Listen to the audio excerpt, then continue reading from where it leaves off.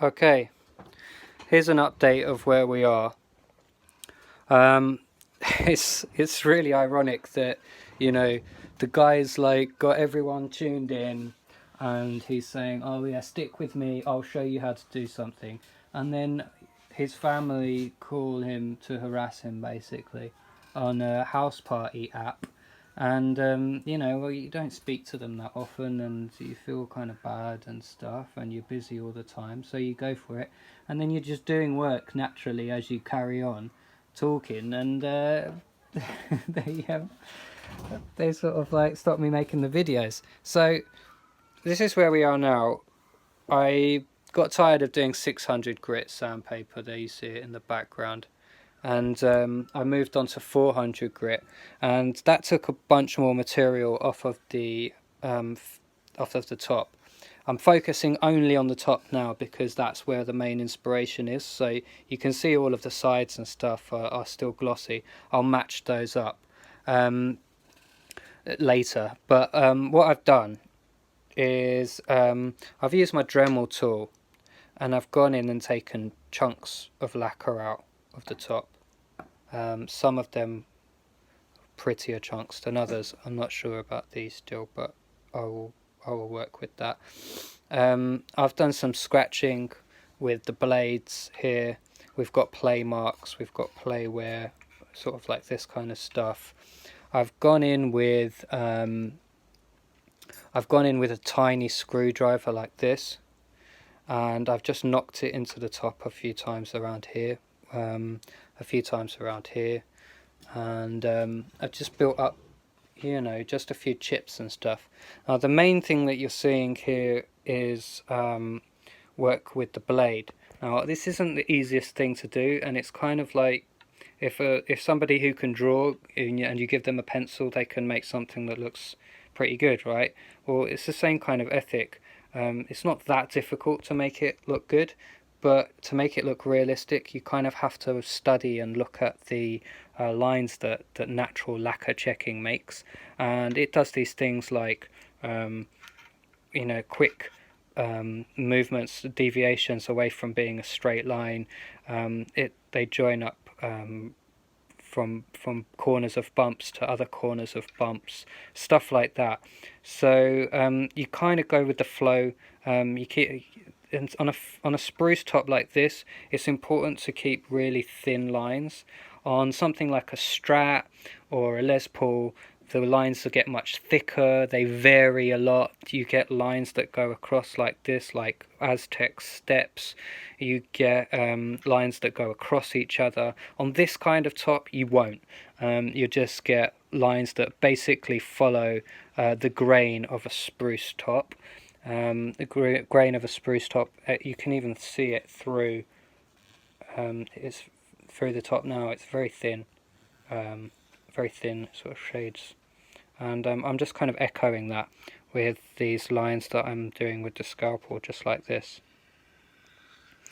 Now the other thing that I've done is I've made a mixture of stains that suits my idea of an aged nitro look, and I've applied that to the whole of the top, the binding, even the pickup covers, so the edge here of the fretboard, and it's gone into here, and it's got it much darker, all of these sort of lines and scratches and stuff. And then what I've gone in and done after is scrape some of that back. This is even going to have another layer to it as well, because what we're going to do is go in with some wax that's got a tint to it as well.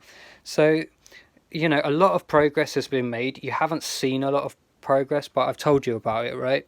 I mean, it would be kind of absurd for me to like do the whole every technique that I have in the book, and then the mystery is gone, and the element of art is kind of like, I don't know, just kind of chucked out into the YouTube universe, like, yeah, well, who cares? So there is technique, there is like practice involved.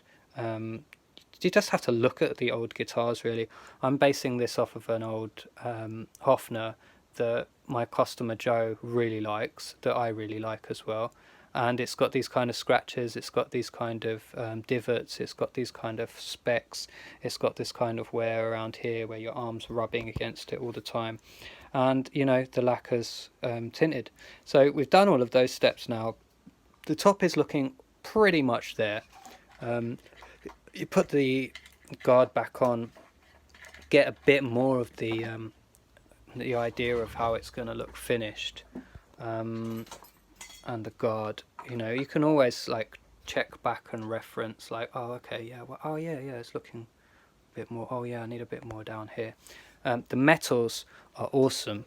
I really love the way that they're looking. I'll show you here now.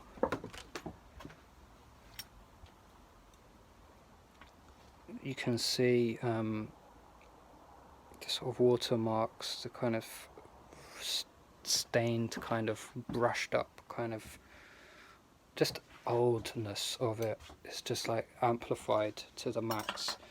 And now when you put it in, it just totally fits in with the look.